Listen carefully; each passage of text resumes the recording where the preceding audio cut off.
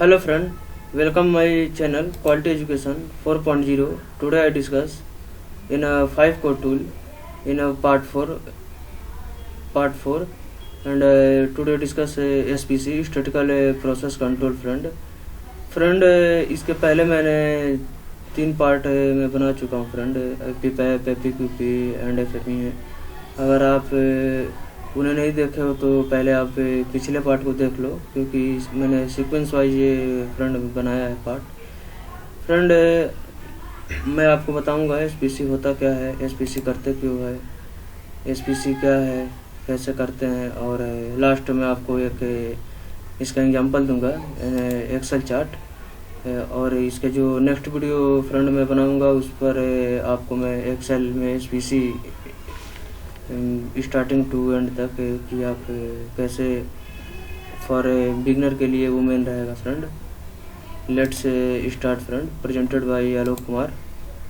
Please like and subscribe my channel and support you. Start friend, statistical process control. First thing हमारे mind में आता है friend कि what is SPC, SPC क्या है। तो friend a process operating under A common cause is called under statistical control. अगर कोई भी प्रोसेस ऑपरेट हो रहा है हमारे कॉमन कॉज के अंतर्गत तो उसे हम एसपीसी कहते हैं फ्रेंड। ये कॉमन कॉज क्या होता है मैं बताऊंगा नेक्स्ट स्लाइड में। अगर बात करें फ्रेंड वाई एसपीसी, एसपीसी क्यों करते हैं, तो मॉनिटरिंग एंड कंट्रोलिंग प्रोसेस की जो भी मेरा प्रोसेस चल रहा है उसको हम मॉनिटर करें, उसकी देख रेख करें और कंट्रोलिंग करें। रिड्यूसिंग प्रोसेस वेरिएशन, जो भी हमारे डायमेंशन के रिलेटेड या कोई भी प्रोसेस में मेरे वेरिएशन आ रहे हैं उसको रिड्यूस करने के लिए। Reducing rejection and rework, rejection को रिमूव करने के लिए और रिवर्क के दोबारा ना करना पड़े, एक ही बार में मेरा पार्ट बने उसके लिए। प्रोडक्टिविटी को इंक्रीज करने के लिए, इंक्रीज CSR मतलब है कस्टमर स्पेसिफिक रिक्वायरमेंट, जो हमारी कस्टमर की रिक्वायरमेंट हो वो पूरा हो। इम्प्रूविंग क्वालिटी को इम्प्रूव करने के लिए। नेक्स्ट फ्रेंड, एसपीसी जो है मेरा शॉर्ट टर्म कैपेबिलिटी है। अब मैं बताऊंगा कि शॉर्ट टर्म कैपेबिलिटी क्या चीज़ होती है। फ्रेंड शॉर्ट टर्म कैपेबिलिटी जो हम सीपी एंड सीपी के निकालते हैं, process capability and process capability index, तो उसके रिगार्डिंग फ्रेंड अगर आप एसपीसी कर रहे हो तो सबसे पहले आपको स्मॉल सैंपल साइज रिक्वायर्ड है। सैंपल की जो साइज हो स्मॉल हो। Sample size should be cover in define interval, interval में डिफाइन हो। Sample selection of single machine single operator और similar process with defined time interval. Friend time interval में define रहे कि मतलब क्या चीज़ें हैं। ऑपरेटर सिंगल मशीन हो, सिंगल ऑपरेटर हो, सिमिलर प्रोसेस हो विथ आइडेंटिफाइड टाइम इंटरवल। मतलब ये है कि फ्रेंड अब ये नहीं कि आप एसपीसी करने जा रहे हो तो आप 3 मशीन पर वो पार्ट बन रहे तो 3 मशीन का पार्ट उठा के लेकर एसपीसी करना स्टार्ट कर दिए। सिंगल मशीन हो, सिंगल ऑपरेटर को आप भेजो सिमिलर प्रोसेस के लिए विथ डिफाइंड टाइम इंटरवल में। नेक्स्ट फ्रेंड, ये मैंने बताया कि प्रिवेंशन का मीनिंग क्या होता है एंड डिटेक्शन का मीनिंग क्या होता है। प्रिवेंशन मीन्स होता है अवॉइड वेस्ट, आप वेस्ट को अवॉइड करो, एंड डिटेक्शन मीन्स होता है tolerate waste. Next statistical process control. Friend अगर इसकी डिफिनीशन मैं देखूँ तो SPC is a tool for controlling, measuring and improving the process by eliminating the special cause of variation. Friend मैंने पिछले स्लाइड में बताया था कि common cause of variation. Friend common cause हमारे प्रोसेस में फ्रेंड इंक्लूड रहता है। आप कॉमन कॉज को फ्रेंड कभी एलिमिनेट नहीं कर सकते। आप कॉमन कॉज हमारे प्रोसेस में friend always in present common cause, only we remove और eliminate only special cause of variation. Friend we can say that the process is statical control if it content common cause of variation। हमारा process statistical control तभी होगा जब हमारे process में common cause की variation हो। Friend मैं next slide में बताऊंगा कॉमन कॉज और स्पेशल कॉज क्या होता है। Causes are 3 type, common cause, special cause and natural cause. Common cause friend 85% present होता है हमारे प्रोसेस में, स्पेशल कॉज 15% प्रेजेंट होता है हमारे प्रोसेस में, एंड थर्ड आ रहा है मेरा natural causes. Then friend we discuss what is common cause and what is special cause difference अगर देखें तो फ्रेंड कॉमन कॉज इनहेरेंट होता है, जन्मजात होता है फ्रेंड। ये आप बाहर से आपको इसे नहीं लाना है, ये सिस्टम प्रोसेस मेरा है जिसे वाइब्रेशन ऑन मशीन। आप पार्ट बना रहे हो फ्रेंड तो मशीन वाइब्रेट करेगी, आप पार्ट बना रहे हो जिस मशीन पे तो मशीन की हीटिंग होगी ही। तो always present in process, output is predictable, इसकी आउटपुट प्रेडिक्टेबल है। मैनेजमेंट एक्शन इसकी रिक्वायर्ड होती है फ्रेंड, और 85% प्रेजेंट इन प्रोसेस। बट अगर स्पेशल कॉज की बात करूँ तो सडनली ऑकरेंस, जैसे टूल का डैमेज होना, जैसे लाइट का चले जाना, जैसे कोई भी friend suddenly occurrence event known as special cause, generally not present in process, it is come under only suddenly occurrence is known as special cause. 50% present in a process known as a special cause। Friend I think मेरा विश्वास है friend ये आपको common cause और special cause बेहतरीन तरीके से समझ में आया होगा। मैंने काफ़ी एफर्ट किया है समझाने के लिए। फिर भी कोई क्वेरी रहती है फ्रेंड आप कमेंट सेक्शन में कमेंट करना। बात करते हैं friend how to make SPC बनाते कैसे हैं। तो फ्रेंड आज मैं स्टेप आपको बताऊंगा इसमें कि फ्रेंड कैसे बनाते हैं। उसके बाद जो नेक्स्ट लेक्चर रहेगा मेरा ये एक्सेल पे रहेगा कि एक्सेल पे आप कैसे बनाते हो। तो फ्रेंड फर्स्ट बात करें स्टेप की, तो take out the sample observation after certain time interval and listed out in format in term of x1 x2 x3 x4 and x5 if you select the n बराबर 5 where n is a number of sample. जैसे ये आप 1 2 3 4 5 6 7 8 9 10 ये आपने ये मेरे सब group हो गए और ये मेरे सैंपल साइज हो गए x1 x2 x3 x4 ये सैंपल मेरे हो गए और ये सब ग्रुप हो गए। डेट को बना, किस टाइम पे चेक किया, ऑब्जर्वेशन मेरे क्या क्या है, ये हो गया। स्टेप 2 की बात करें फ्रेंड तो फाइंड आउट दी एक्स बार। अब जो भी हमने x1 x2 x3 हमने जो भी निकाला है पहले सब ग्रुप साइज के लिए, जैसे देख लो यहाँ पे आप ये आपका सब ग्रुप साइज था। जैसे ये देखो सब ग्रुप साइज है 1 2 3। अब जो x1 हमने 1 पहले सैंपल के लिए निकाला तो x1 इतना आया, x2 इतना आया, x3 x4 x5 ये मेरे सैंपल हो गए कि x1 sample x2 sample x3। तो फर्स्ट ऑब्जर्वेशन मेरे x1 x2 x3 x4 x5 के लिए, सेकंड ऑब्जर्वेशन मेरे x1 x2 x3 x4 x5 के लिए, थर्ड ऑब्जर्वेशन मेरे x1 x2 x3 x4 x5 के लिए, फोर्थ ऑब्जर्वेशन मेरे x1 x2 x3 x4 x5 के लिए। वही वहाँ बता रहा है फ्रेंड। स्टेप 2 में हम बात करें तो find out the x bar with the help of below listed. तो एक्स बार निकालने का तरीका x1 plus x2 plus x3 plus x4 plus x5 upon 5 number of samples की बात कर रहा है फ्रेंड। जैसे आपने x1 ये निकाल लिया तो अब इसको आप ऐड कर दो डिवाइड बाई 5, ये मेरा एवरेज आ गया, ये मेरा एवरेज आ गया, ये मेरा एवरेज आ गया। स्टेप 3 की अगर बात करें फ्रेंड तो find out the range with the help of below listed formula. अब जैसे रेंज क्या होता है मैक्सिमम माइनस मिनिमम।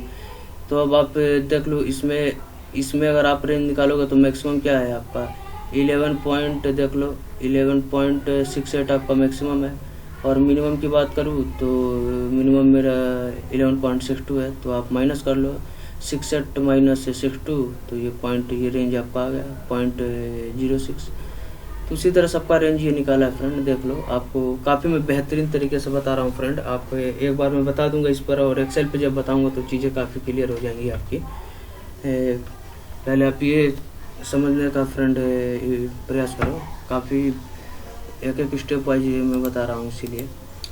अगर स्टेप 4 की बात करें फ्रेंड तो find out the X double bar with the help of below listed formula.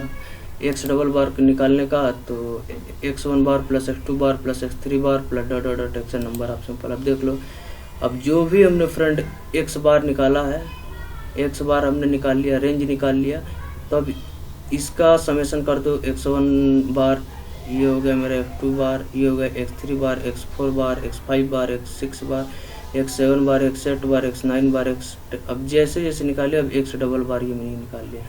उसी तरह फ्रेंड अगर रेंज निकालना तो R1 plus R1 bar plus R1 plus R2 plus R3 plus R4 plus R5 plus R6 और ये R बार निकल गया। Step 5 की बात करें फ्रेंड तो वही रेंज निकालने की बात कर रहा है। Find the R bar with the help of below listed formula.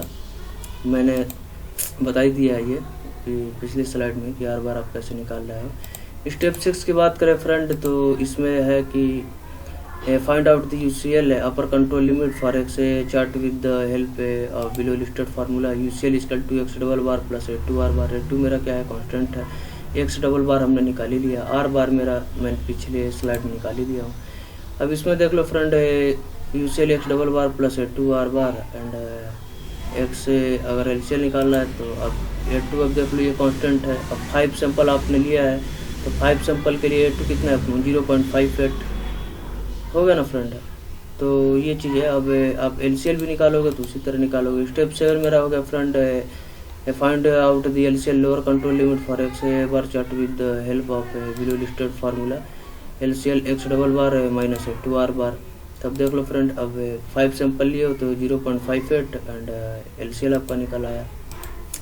अब बात करते हैं फ्रेंड स्टेप 8 की। तो draw the line for USL LSL UCL. USL upper specification limit, LSL lower specification limit, UCL upper control limit, LCL lower control limit and mean in X bar graph. तो USL LSL UCL LCL और mean आपको मैं formula बता ही चुका हूँ। USL and LSL is come from your specification which already decide by design center. ये design center है USL and LSL upper specification limit and lower specification limit. Friend step 9 की बात करें तो find out the UCL upper control limit for are bar chart with the help of below listed formula. UCL के लिए अगर निकालना है मेरा आर बार चार्ट के लिए तो यूसीएल D4 आर बार। अब D4 की बात आएगी तो 5 सैंपल के लिए देख लो 5 सैंपल लिया हमने और D4 कितना हो गया मेरा 2.11। आर बार मैंने पिछले स्लाइड में निकाल के बता ही दिया आपको। आर बार चार्ट देख लो D4 और ये यहाँ पर आप देख सकते हो और एलसीएल मेरा हो ही गया ये। नेक्स्ट बात करें फ्रेंड स्टेप 10 की। तो find out the LCL upper control limit for are bar chart with the help of below listed formula D3 are बार। अब D3 की बात करोगे तो देखो फ्रेंड 5 सैंपल के लिए D3 इज ऑलवेज 0। फ्रेंड ये मेरा स्टैंडर्ड टेबल है, ये अगर इसकी आप बात कर रहे हो तो ये स्टैंडर्ड टेबल है। देन आर बार चार्ट ये हो गया मेरा D3, हमने एलसीएल निकाल लिया। अब फ्रेंड बात करें स्टेप 11 तो draw the line for USL UCL LCL and mean in R graph. तो UCL upper control limit LCL mean R bar. Friend step 12 की बात करें तो pin pointed the data of x1 bar x2 bar x3 bar dot action chart. और फिर ये step 13 की बात करें तो pin pointed data R1 R2 R3 dot dot Rn on R chart. अब हाउ टू मेक SPC, आप बनाते कैसे हो स्टैटिकल प्रोसेस कंट्रोल को। तो friend find out the sigma with the help of below listed formula. Sigma की अगर बात करें फ्रेंड तो sigma equal to R bar upon D2 of 5 sample के लिए स्टैंडर्ड टेबल में देख लो D2 0.58 था और आर बार आपने निकाल रखा है। स्टेप 15 है friend, find out the process capability with the help of below listed formula USL minus LSL upon 6 sigma. तो यूएसएल आपने निकाल ही लिया, एलएसएल निकाल ही लिया इंटू 6 इंटू सिग्मा। अब बात करें फ्रेंड स्टेप नंबर 16 की। तो find out the process capability index with the help of below listed formula. तो सीपी के minimum CP USL and CP LSL. CP USL की फार्मूला की बात करें तो USL minus X double bar upon 3 sigma और एलएसएल की बात करें तो X double bar minus LSL upon 3 sigma. अब इन दोनों में जो मिनिमम आएगा, मिनिमम वैल्यू आएगी मेरी, वो मेरी सीपी की हो गई। नेक्स्ट अब डिफिनीशन की बात करें फ्रेंड सीपी की तो पोटेंशियल कैपेबिलिटी इंडेक्स हो the how will the current process behave with respect to output specification. ये आप कह सकते हो कि voice of customer upon voice of process known as CP. Customer voice of customer क्या है और वॉइस ऑफ प्रोसेस मेरी क्या आ रही है। तो अगर सीपी की वैल्यू बढ़ानी है तो वॉइस ऑफ कस्टमर इंक्रीज कर दो और वॉइस ऑफ प्रोसेस डिक्रीज कर दो। अगर इसकी बात करें friend actual capability index CPK की तो प्रोसेस कैपेबिलिटी इंडेक्स जिसे बोलते हो आप। Actual capability index so that how will the current process deviate with respect to mean, कि जो भी मेरा प्रोसेस है वो मीन से कितना डेविएट हो रहा है राइट एलएसएल साइड में या यूएसएल साइड में। तो मिनिमम में आप इसमें से निकाल लो। फ्रेंड पोटेंशियल कैपेबिलिटी इंडेक्स, अब यहाँ पर डिफिनीशन की अगर बात करें फ्रेंड तो potential capability index CP so that how the current process behave with respect to output. ये मैंने फ्रेंड बता चुका हूँ, अभी मैं आपको यही बता रहा था कि आप मिनिमम इसमें से लो। तो फ्रेंड ये मेरा graph USL LSL UCL and LCL and मेरा ये मीन पे जो ग्राफ चल रहा है ये देख रहा हूँ ड्रॉ हो रहा है, ये हो गया फ्रेंड। और ये मेरे जो डाटा आए थे एक्स बार R bar X double bar R bar. Then friend special cause criteria आप देख लो कि 1 point more than 3 standard deviation from center line, 1 point जो है वो more than 3 standard deviation from center line, 7 point in a row on the same side of center line, 6 point in a row all increasing or all decreasing, 14 point in a row alternating up and down, 2 out of 3 point greater than 2 standard deviation from center line same side, 4 out of 5 point greater than 1 standard deviation from center line same side, 15 point in a row within 1 standard deviation of a center line either side, 8 point in a row 1 greater than 1 standard deviation from center line either side। Friend ये 8 rule हो गए मेरे friend. ये हो गया मेरे sigma level, जिसे 1 2 3 4 5 6 sigma तक हो गया। सीपी की वैल्यू अगर 0.33 और सीपी के की वैल्यू मेरी कितनी आएगी -0.17 और पीपीएम मेरे 6,88,469। देख लो जैसे जैसे मेरे सिग्मा लेवल ये देख लो, पहले सीपी अगर सीपी के मेरा 1.5 है तो 3.4 आएगा मेरा पीपीएम, मतलब 3.4 और सीपी मेरे 2.00 मतलब 6। अगर सीपी की वैल्यू 2 आ रही है फ्रेंड तो 6 सिग्मा पार्ट मेरा चल रहा है।